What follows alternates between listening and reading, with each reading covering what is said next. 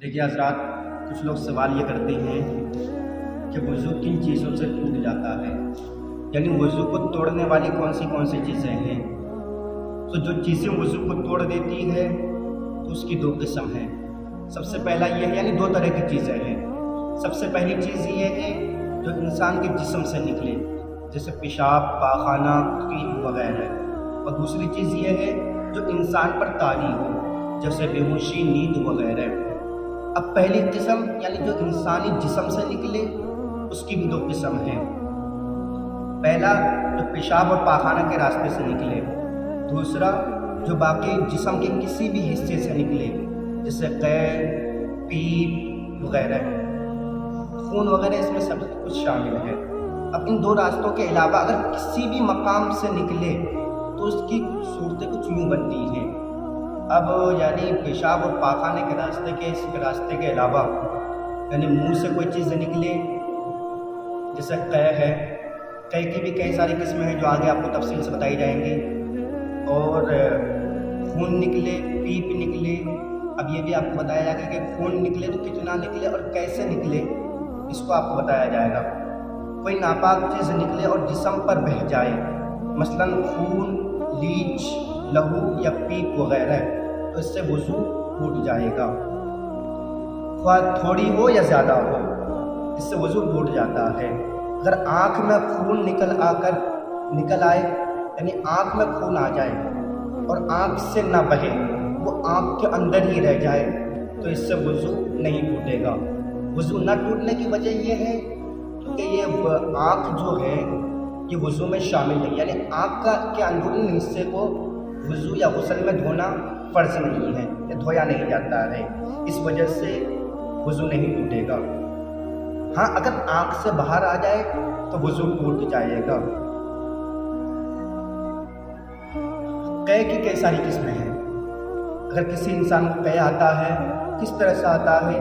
دیکھیے، قے میں اگر پیٹ، خون یا کھانا باقی منہ بھر قے آئے تو اس سے وضو ٹوٹ جائے گا، یعنی پیٹ، کھانا، خون، اگر یہ سب چیز کی اگر قے آئے اور منہ بھر قے آئے تو اس سے وضو ٹوٹ جائے گا۔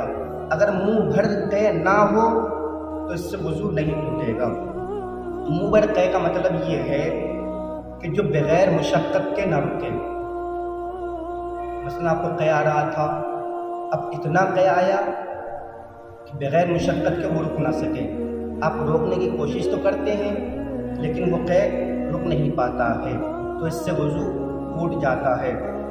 اگر خالص بلغم کا قے ہو، کوئی شخص جیسے بوڑھا ہوتا ہے یا پھر کوئی شخص بیمار تھا، بیمار ہونے کی وجہ سے اس کو بلغم کا قے آتا ہے، اور کبھی ایسا ہوتا ہے کہ منہ بھر بھی قے آتا ہے اور کبھی کم آتا ہے، تو لوگ پوچھتے ہیں کیا اس سے وضو ٹوٹ جائے گا؟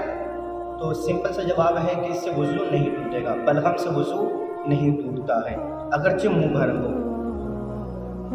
منہ یا دانتوں سے خون نکل آئے تھوک کے ساتھ، اگر وہ تھوک کے برابر ہو یا تھوک پر غالب آ گیا ہو تو اس سے وضو ٹوٹ جائے گا، وضو جاتا رہے گا۔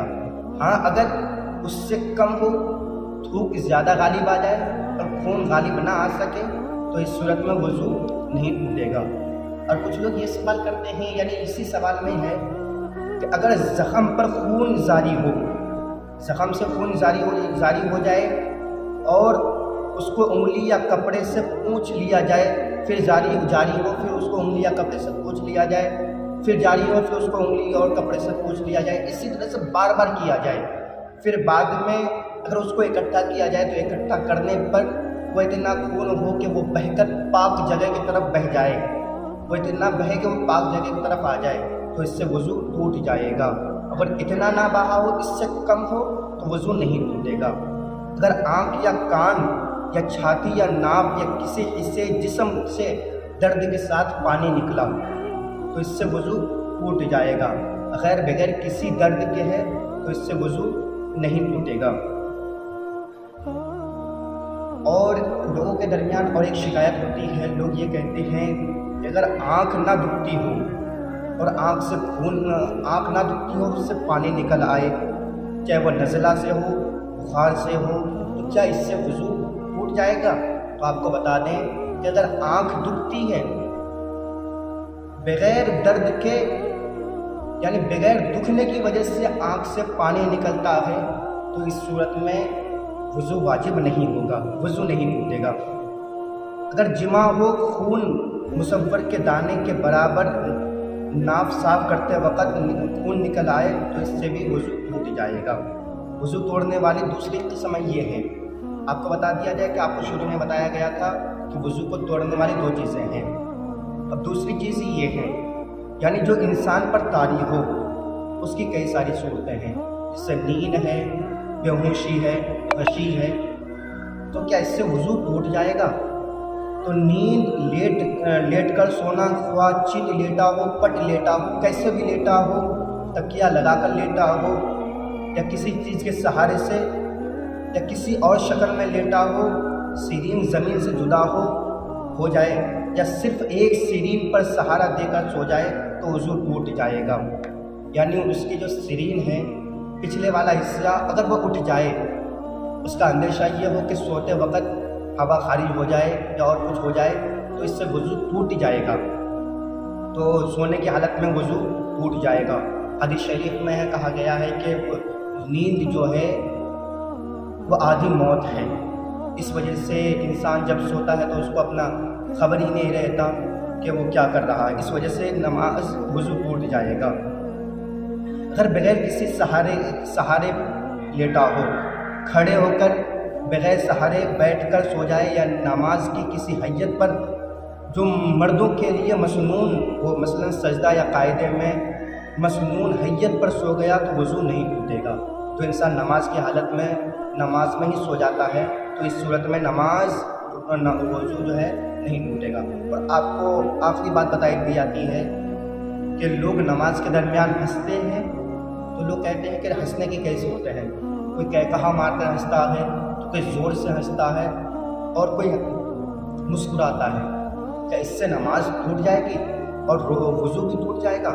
تو آپ کو بتا دیا جائے، جو انسان کہا کے ساتھ ہنستا ہے تو اس سے وضو ٹوٹ جائے گا اور نماز بھی ٹوٹ جائے گی۔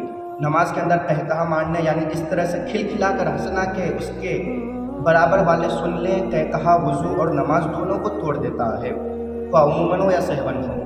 خواہ وہ شخص جان بوجھ کر ہنسا ہو، عموماً کہتے ہیں خواہ وہ شخص جان بوجھ کر ہنسا ہو سہون، یا وہ انجانے میں ہنسا ہو، کسی کے ہنسانے کی وجہ سے ہنس دیا ہو کہا مار کر، تو اس سے وضو بھی ٹوٹ جائے گا، نماز بھی ٹوٹ جائے گی۔ اور لاسٹ بات یہ بتا دی جاتی ہے کہ بے ہوشی کیا ہے؟ بے ہوشی خواہ بیماری یا کسی اور وجہ سے ہو، مثلاً غشی، جنون، مرگی اور نشہ۔ یہ مرگی ایک بیماری ہوتی ہے، کسی شخص کو مرگی کا بیماری پڑتا ہے، مرگی کا دورہ پڑتا ہے تو اس سے بھی وضو ٹوٹ جاتا ہے۔ نشہ وغیرہ سے بے ہوشی ہو جائے تو وضو ٹوٹ جاتا ہے، اگرچہ تھوڑی دیر ہو۔ اس کی حد یہ ہے کہ اس کے پاؤں پر لغزش آ جائے تو اس سے وضو ٹوٹ جائے گا۔ لہٰذا اگر کوئی شخص کہا نماز کے باہر لگاتا ہے، نماز کے باہر وہ زور سے ہنستا ہے تو اس سے وضو نہیں ٹوٹے گا۔